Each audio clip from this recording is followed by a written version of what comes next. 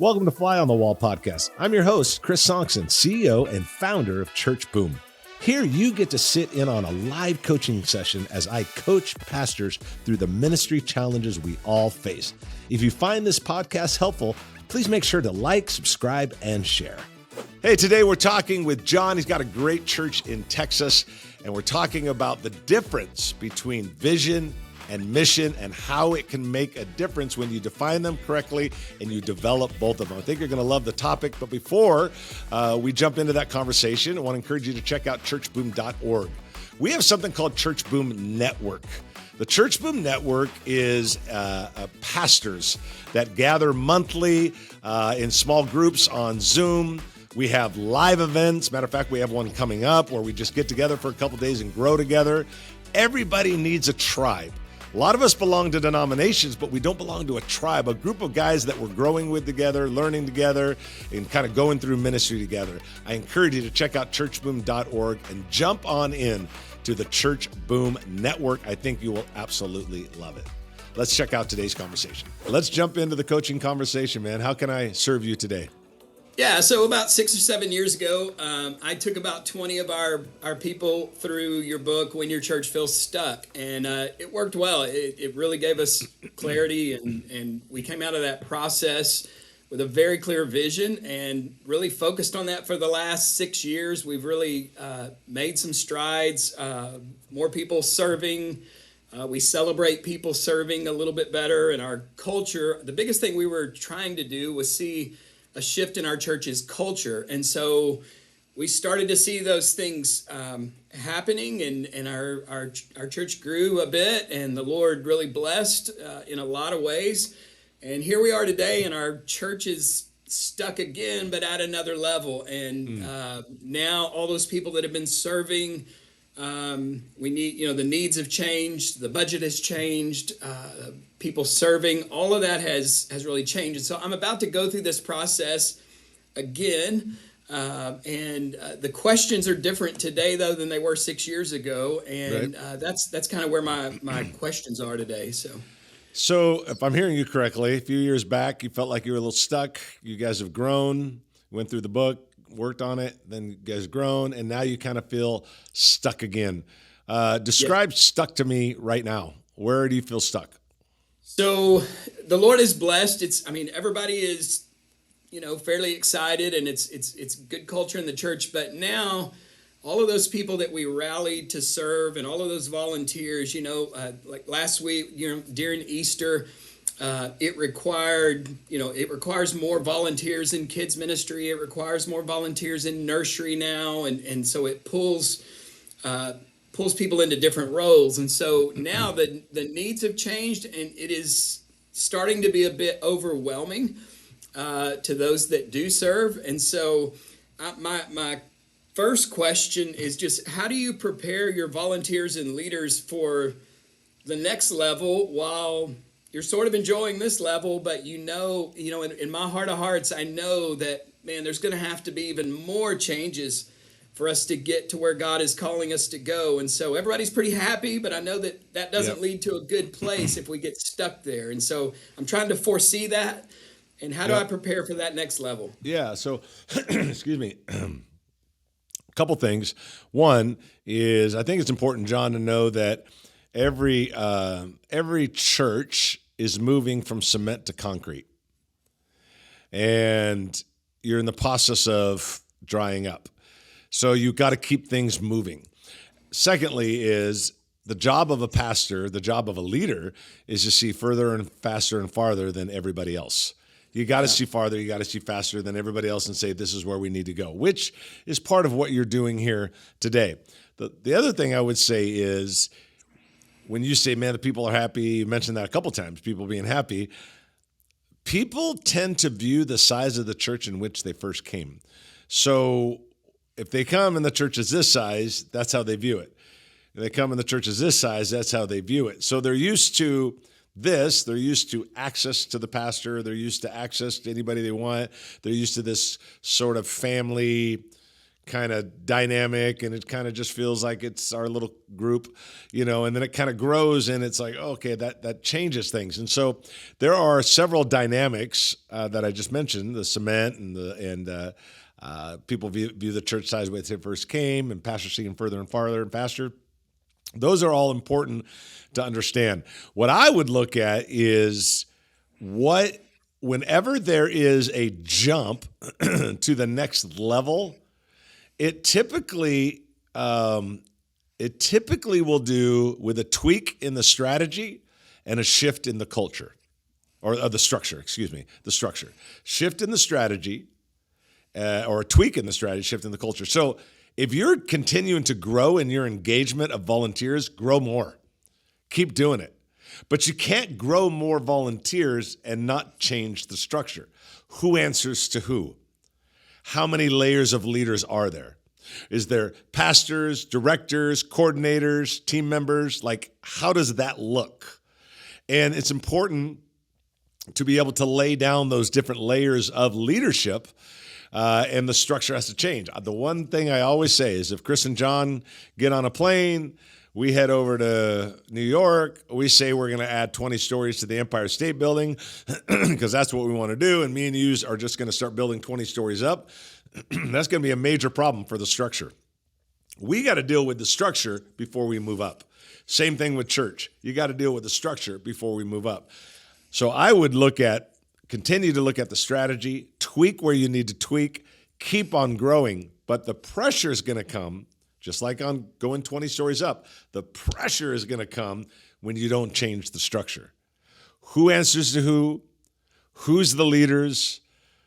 How does that function? It's like, well, what if we took those three departments and have them answer to this one person versus having three different leaders that all answer to this one person? And what if these departments answer to this person? Now I have three leaders I'm dealing with, not 16 different people I'm dealing with.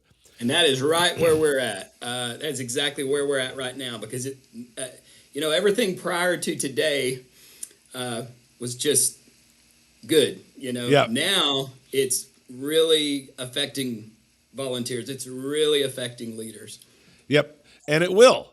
It will. Because remember, when we grow up on the Empire State Building, the pressure isn't going up. The pressure is happening down here. Same thing. Oh, we're going to grow as a church. We're going to add more volunteers. We're going to add another service or whatever. Okay, but the pressure is going to show up. And the pressure is going to show up right here. The pressure is going to start with you because you got 16 people that answer to you versus 3 or 4 people. And so you got to start thinking, okay, well, if it's just me and then all these leaders, well, what if I took 4 and then made this person a director and these people are coordinators? You start clarifying the different roles. The coordinator is the leader of the usher. The coordinator is the leader of the greeter. The coordinator is the leader of the hospitality. But the first impressions person is a director. They're dealing with all 3 of those. So now I have a director that deals with all these coordinators. And I don't deal with the coordinators, I only deal with the directors. If you don't start scaling like that, you're going to create some pressure and you're going to get resistance. Pressure always creates resistance. Yeah. And that's right where we're at. So what do you do when and you talk a lot about this, and so I know some of the answer, but here I am in the middle of it and it feels different. But what do you do when the vision that was so clear that you really kind of loved? Everybody can quote it. It's the 3 things we do, or what in the vision, and but the needs have changed, and so now it's time. It really is time for our vision to change again, and so in navigating that, how do you totally shift? Because I'm in the process of walking another team through this process, and it's going to change the vision. It's going to change, what we do. But how do you transition out of that old, well, here it is. It felt like the new vision, but here we are today, and now it's the old vision. Yeah. And so how do you navigate from something you kind of loved to something is something you're going to love better in time, Yeah. So my question to you would be, I'll fire back a question. When you said there's 3 things that people can quote, right? Is that right? Yes. 3 people. What are those things? Experience hope, grow in faith, and serve with love. Okay. So to me, That sounds more like a mission and more like a rally cry. Vision is where you're going. Mission and rally cry is what you're doing. What are you doing? We're experiencing God. What was the second thing? Grow in faith, serve with love, and experience hope. Grow in faith, serve in love, experience hope. Okay, those are rally cries. Those are missions. Those are things we want to do. That's what we want to make. We want to grow in God. Okay, that's what we want to do. That's what we want to do. That's not where we're going. Vision shouldn't change for a long time. Now, you can have short-term and long-term visions, and I have a vision to build a building. Well, once you build it, you build it. But if your vision is, man, I want to, I want to be a multi-site church, or I want to be a church that,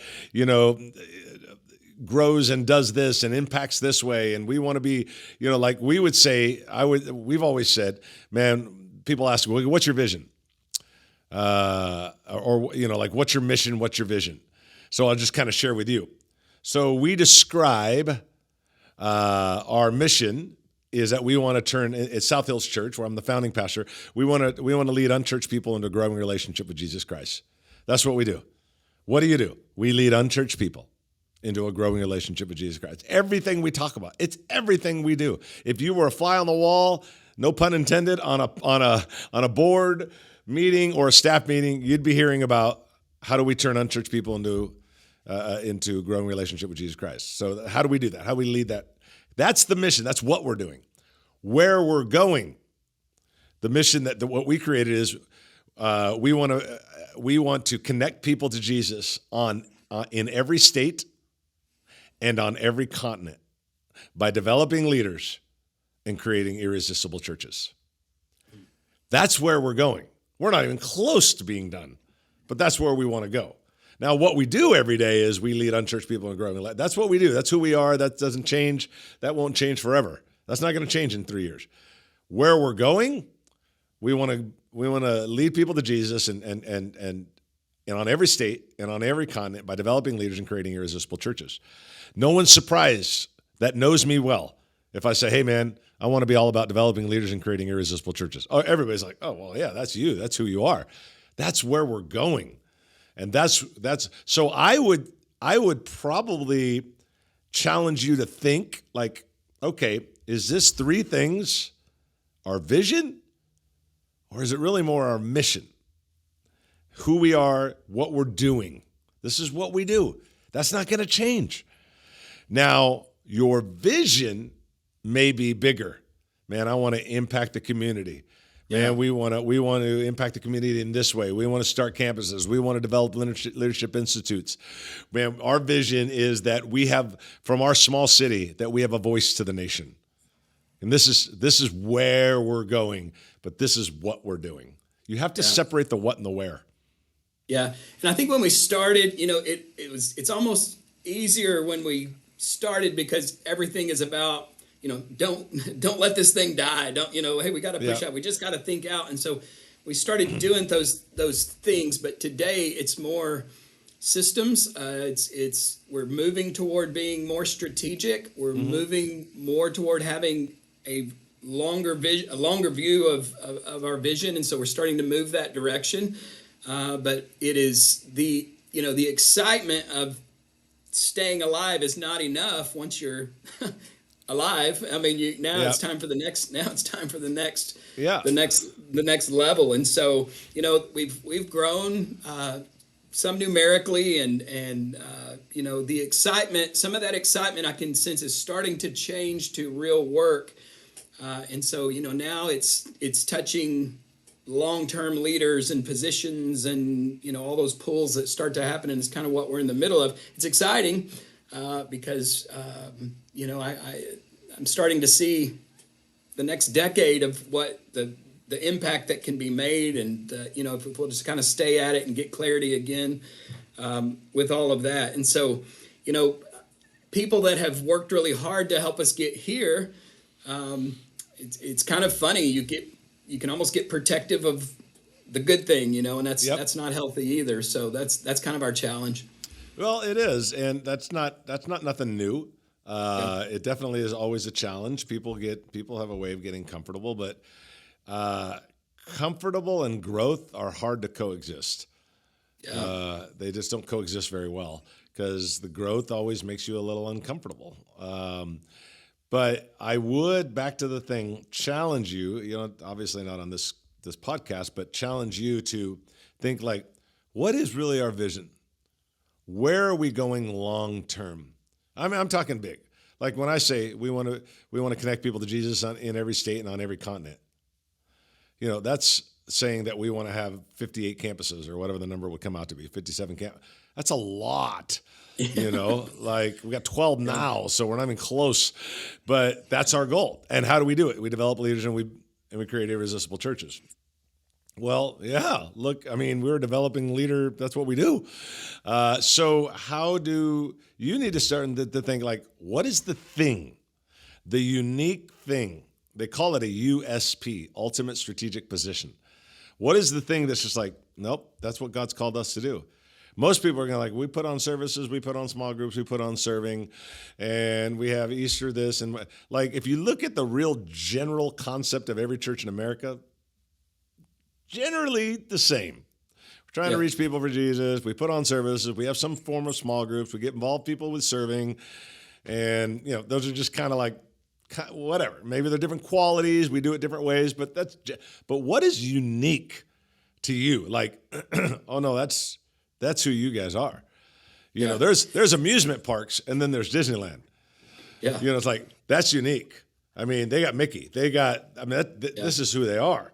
What is unique that you would say, and you don't have to answer us today, but I think you need to pray about like, where are we going? In a perfect world, 10 years from now, man, we would be like, this is who we are. This is where we're going.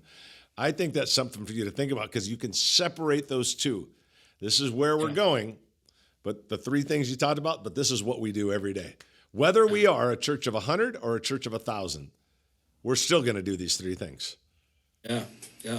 And I think my driving passage in rural ministry and in small towns, the thing that, wakes me up early at times, I get excited about is to be a church. The thing that I hate to hear the most in my town is that people leave our town and drive 20 miles to go to a good church. I hate hearing that. And so I always say, let's be that church that people don't want to drive away from, but they want to go to. And so, that drive, that's in our kind of in our DNA. I say that a lot. And so I think the kind of church we are, what people experience while they're there, and the whole, we've really made some strides in some of that. But I think the next stage for us is looking at, what is the potential influence to other rural churches who just went through what we went through. And so, and so I think about that. I think about our church and its influence and its reach and our vision. And it's